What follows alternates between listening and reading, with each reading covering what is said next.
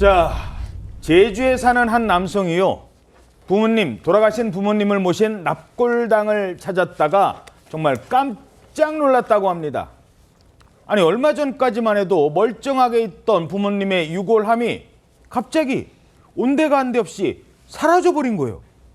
부모님 유골 한 채. 그런데 얼마 뒤에 누가 이런 문자 메시지를 보냈습니다. 부모님 유골함 찾고 싶다면 28억 원을 보내라. 28억이요? 이게 대체 무슨 일입니까?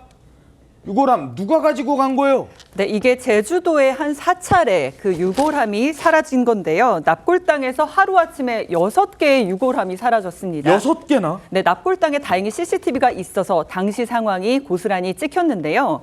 새벽 1시가 넘은 시각이라 아무도 없었고 지금 마스크와 모자를 쓴 남성들이 납골당에 나타났습니다. 오. 그리고 이 남성들이 이제 지금 불상 아래에 있는 납골함의 진열장의 문을 만지작거리고 있는데요. 오. 잠시 뒤에 이제 그 납골당에 잠시 뒤에 큰 가방을 메고 납골당을 빠져나가게 됩니다. 근데 지금 장면은 계속 그 납골함에 이렇게 뭔가 작업을 하는 모습이잖아요. 예.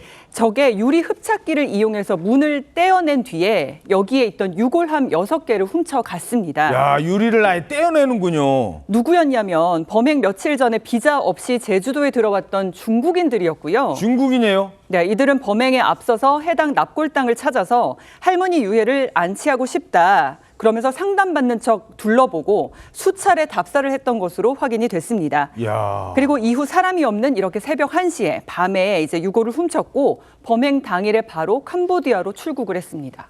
무비자로 와가지고 저런 행동, 저런 짓까지 벌인 거예요. 아무 관계도 없는 중국 사람들이 부모님 유골함을 훔쳐가요?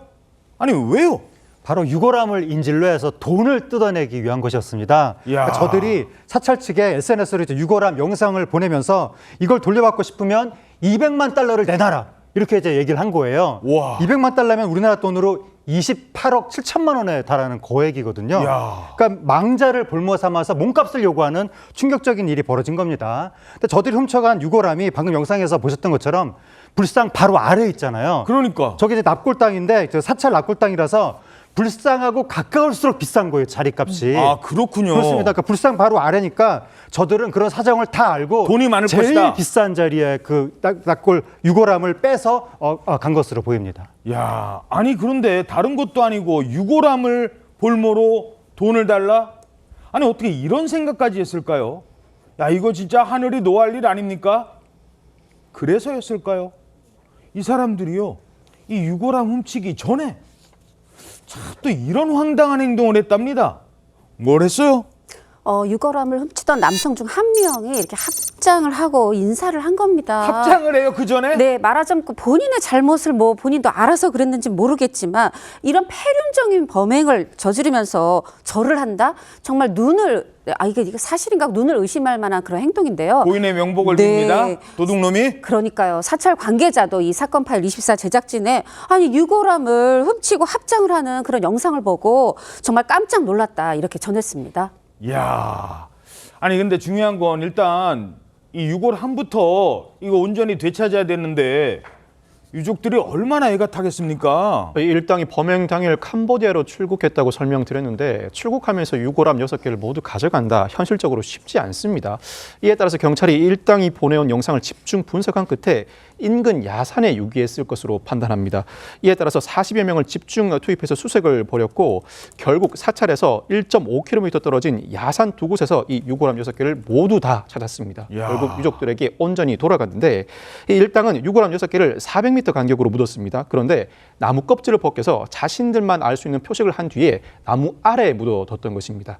이 경찰은 이들이 1차 협박 후에 금품을 갈취하고 또다시 협박을 하기 위해서 2개의 야산에 나눠서 묻어둔 것으로 추정하고 있습니다. 인터폴에 적색 수배를 요청하고 추가 피해가 없는지 수사를 확대 중입니다. 자, 그러니까 아까 20m 요구했잖아요. 그때 한 곳만 알려주려고 했었나 봅니다.